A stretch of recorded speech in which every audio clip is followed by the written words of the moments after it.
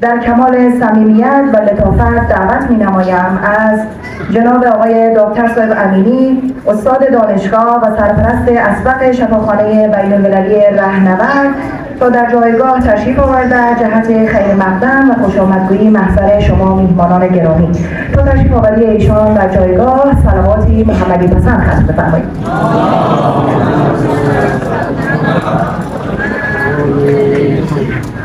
ملک نیاکان رفته از دست، همه ملک نیاکان رفته از دست. شیعه و سنی چرا وحدت نسازیم؟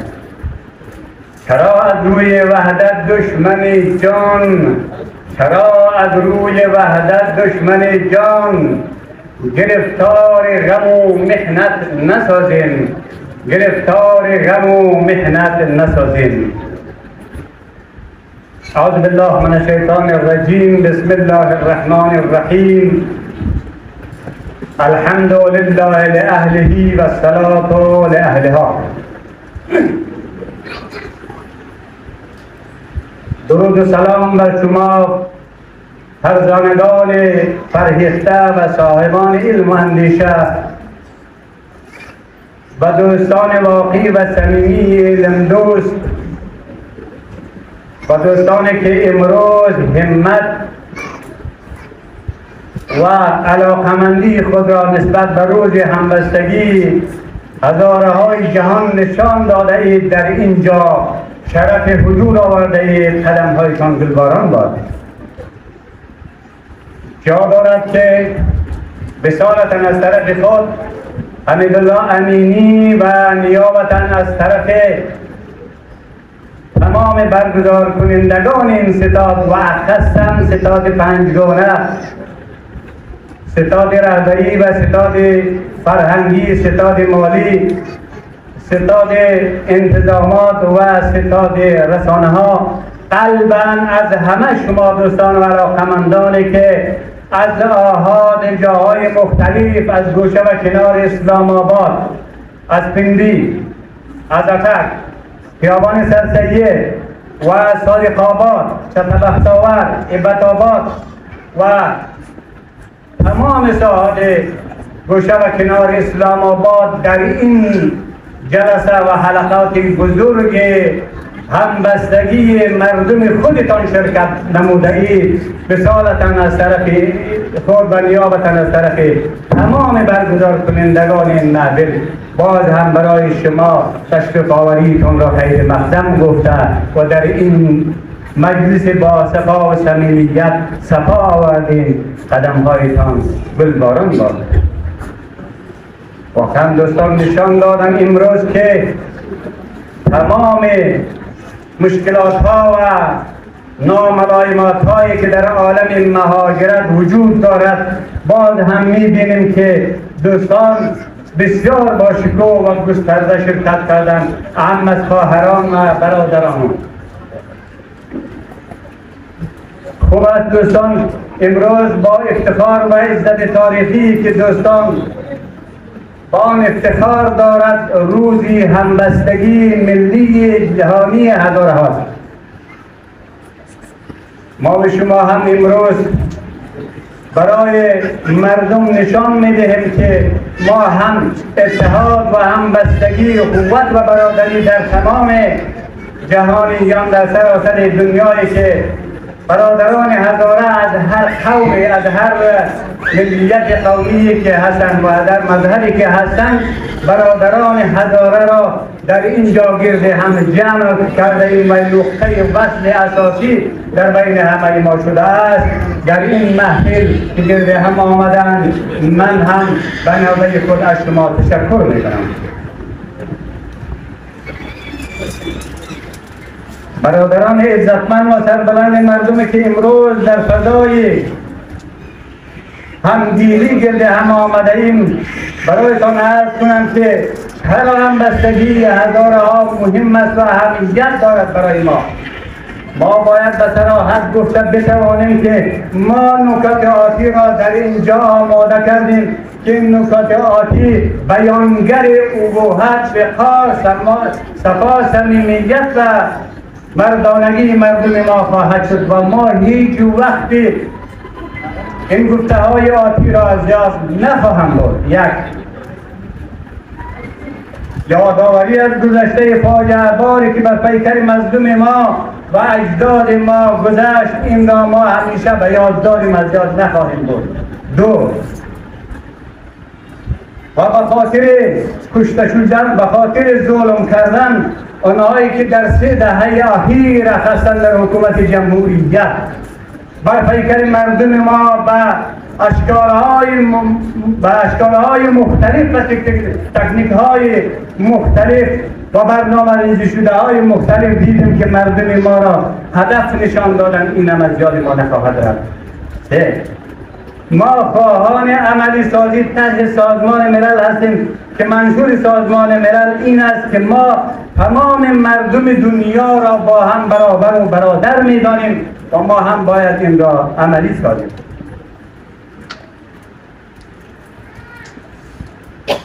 ولی دوستان، 131 سال قبل از امروز در تاریخ 1891 الی 1893 می‌بینیم که لشکر 10,000 عبدالرحمن خان جابر به هزارجات یورش بردند و تمام هزارجات را تحت محاصره خود گرفتند و در اونجا می‌بینیم که در این 3 سال کشتارهای سیستماتیک را در اونجا برای مردم ما اعمال کردند. ولی دوستان، در این قتل‌عام ها می‌بینیم که 2.4 میلیون انسان ها کشته شدند و به کام مرگ رفتند و تقریبا 62% مردم ما قتل عام شدند. مگر این از یاد مردم ما خواهد رفت؟ از یاد ما می رود هر انسانی که آزاده هست و انسانی که به نام هزاره هستند، آنهایی که می بینیم که در اونها عجین شده از خونهای هزاره به وجودش هست، هیچ وقت و هیچ گاهی این روزه ها را فراموش نخواهد کرد. ولی دوستان بزرگ، تعداد زیادی از مردم ما را اینها به قربانگاه فرستادند و بر ماست که هیچ گاهی اینها را فراموش نکنیم. یک بخش بزرگ از مردم ما را بردند، آنها را سرهایشان را جدا کردند و از آنها کل منارها ساختند و همچنان تعداد زیادی از مردم ما را اسیر کردند و آنها را بردند که در راه از بین رفتند و آنهایی هم که در پایتخت دولت اسلامی افغانستان در کابل رسیدند او را هم در سیاهچال‌های زندان عبدالرحمن بردند که در اونجا جان دادند که دیگر ما آنها را ندیدیم. ولی بر ماست که هیچ وقتی این جفای تاریخی را از یاد نخواهیم برد. یک بود. 2. شهادت علمناک سکریه تبسم، دختر 9 ساله جاهوری غزنی که با 6 تن از همراهان و پدر و مادر و فامیلشان مسیر راه غزنی بودند، او را هم به شکل وحشیانه گردن بریدند. 3.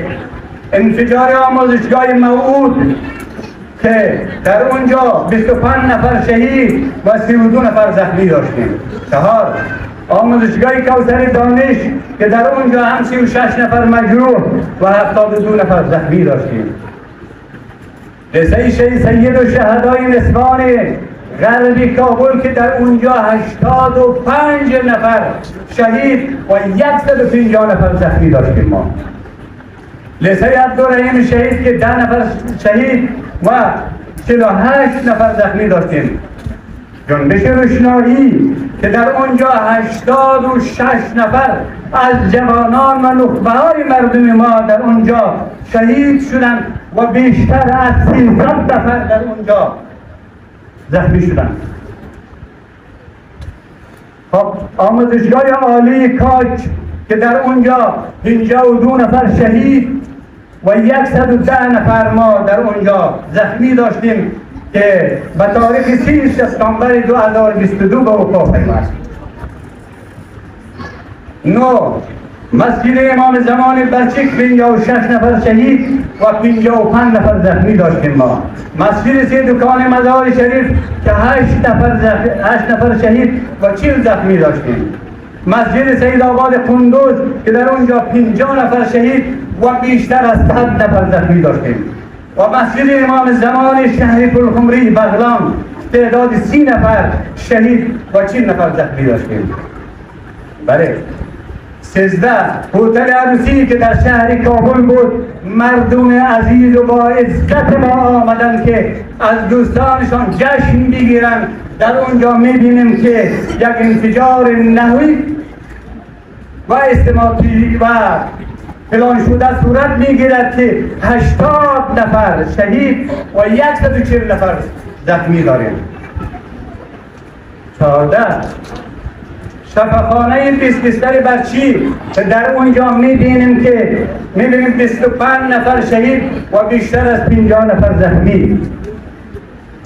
در اونجا کیها شهید شدن؟ اونهای شهید شدن که آمدن به خاطر ولادت در شفاخانه. مادران ما، خواهران ما بودن که اونها رحم نکردن. وقتی که کسی به رحم به طفل نکنن، به زن نکنن، به هیچ کسی رحم نخواهد کرد. در اینجاست که میبینیم در موقع زایمان میبینیم که فیره های سیستماتیکی صورت میگیرد و بیشتر از 25 نفر را جام شهادت می نوشد و اونها را به کام مرگ میسپارند. بله، در بین اونها 10 نفر طفل بودند که هنوز مادرشان را ندیده بود. 10 نفر طفل بودند که مهر محبت مادریشان را ندیده بود. اونها رفتن برای همیشه از مادرایشان جدا شدن و مادرایشان به خاک سپرده شد. 15. شهید عبدالخالق هزاره توسط حکومت ظالم و اونجا با فامیلشان به شهادت رسیدند. 16. 14 تن از شهدای دایکندی که توسط افراد مسلح نامنهاد داعش ظاهراً خدا قلمداد کردند، این هم به شکل سیستماتیک در 13 سپتامبر سال جاری جام شهادت را نوشیدند. مشت به نمونه خروار یک گوشه از جنایت ها و ظلم هایی که بر مردم ما به وجود آمدند برای شما به عرض رساندم. بسیار بالاتر از این است.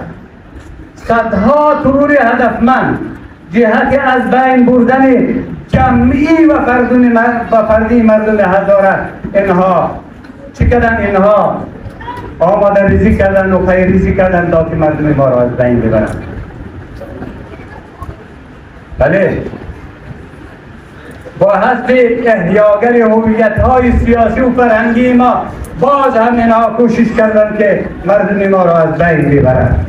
مثل ملا فیض محمد کاتب هزاره، علامه سید اسماعیل بلخی و سایر خوانندگان و دانشمندان ما، اینا هم تاریخ را خوب نوشته کردن برای ما و شما، خوب دادن، اونا خوب تحویل دادن و ما و شماست که با این مشکلاتی که اینها این تاریخ را نوشته کردن و اینقدر ظلم و تعدی و تجاوز و بدبختی که به اینها روا شده، باز هم میبینیم به شکلی از اشکال تاریخ هزاره را برای ما و شما به نمایش گذاشتن. بر ماست که این تاریخ را به ذهن خود بسپاریم. بله، باز هم در این زمینه میبینیم که صفحه تاریخ ورق میخورد. یک مرد غیور و قهرمان و یک مرد که همیشه در مقابل دشمن خط علم کرده است از صحنه برمیخیزد و او عدالت خواهی را به شکل اصلیشان ترسیم میکند. او کیست؟ او شهید عبدالعلی مداری است. شهید مداری وقتی که قدم به عرصه جهاد میگذارد، وقتی که میآید میبیند که مردم افغانستان باز هم دست از دسیسه و دست از حزب مردم ما کوتاه نکردن. اینجاست که او جانانه استاده میشه و در مقابل مردم شعار میدهد که مردم دیگر در افغانستان هزاره بودن جورونده، دیگر در افغانستان هزاره بودن افتخار است نیجور. پس وقتی که این شعارهای آهنین را شهید عبدالعلی مزاری میدهد و این را هم عملی میکنند، خودش تانستن قربان عدالت خواهی شود، خودش تانستن که در این را جانش را از دست بدهد. برادران عزیز، دوستان محترم، کم کم دامن سخنانم را جمع می کنم از اینکه وقت کم است. دوستان زیاد صحبت می کنم و دوستانی که صحبت می کنند انشاءالله همه ما شما از اونها استفاده خواهیم کرد.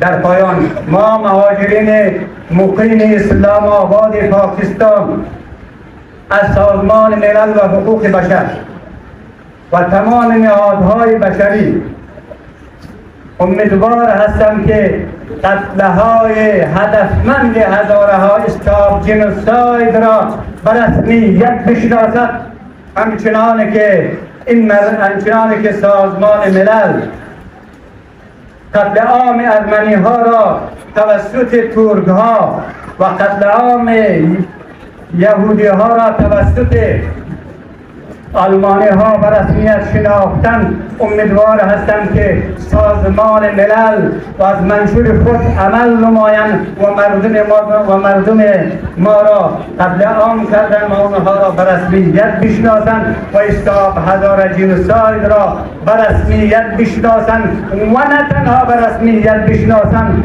بلکه کوشش شوند جلو این جنایت خفقان و این جنایت که هرگز به تاریخ فراموش نخواهد شد جلوی او را بگیرند. دوستان محترم، امروز میبینیم که منشور سازمان ملل متحد وقتی آماده است که تمام مردم دنیا را با هم برادر و برابر میدانند، چی می شود که این مردم عزیز و عزتمند ما را هم یکی از انسانهایی که در یک قاره دوردستی از گوشه دنیا به نام افغانستان زندگی میکنیم، این جنوساید ما را هم به رسمیت بشناسد. دوستان با عزت و با افتخار مردم ما، امروز شما از دور و نزدیک قدم رنجه کرده اید و در اینجا شرف حضور به هم آورده اید. از تک تکتان تشکری میکنم، اظهار امتنان دارم. جا دارد در فرجام از تمام نخبه ها و از تمام کسانی که در اینجا تشریف آوردند، همه ایشان دوستان با عزت و با افتخار هستند، همه ایشان تحصیل کرده هستند. از جوانان، خواهران، مادران، از تمام دوستانی که اینجا آمدند گفتم که از صمیم قلب ما این تشریف آوری شما را به دیده قدر نگاشته و قدم‌هایتان را گلباران می‌کنم. در فرجام ما از ستاد برگزاری این محفل و خاصا از جناب آقای سعادت و جناب رهنورد و سایر دوستان و جناب وکیل غفاری که در قسمت اجازه گرفتن جوازنامه زحمت زیاد کشیدن، قلباً سپاسگزار هستم. و در فرجام این را برایتان یادآوری میکنم در هر جایی باشیم، جن هزاره در وجود ما، هیچ وقت ما به شما هزارگی را و هزاره ها را از یاد نبریم. فقط یگانه راه نجات ما در تاریخ انسانیت و در تاریخ نجات مردم ما دست به دست همدیگر است که ما مردم دست به دست همدیگر بگیریم و همدیگر را به آغوش بگیریم و هزاره های عزیز و با عزت را افتخار بخشیم. امیدوار هستم که ما به شما از این به بعد نیز این روز هماهنگی و همبستگی هزاره ها را از یاد نبریم. با امید آن روز که ما به شما برای هزاره بودن کنار هم باشیم. همیشه به تاریخ انسانیت و جهانیت زنده باد هزاره و زنده باد تمام اونهایی که برای هزاره جان دادن. و السلام علیکم و رحمت الله و برکاته.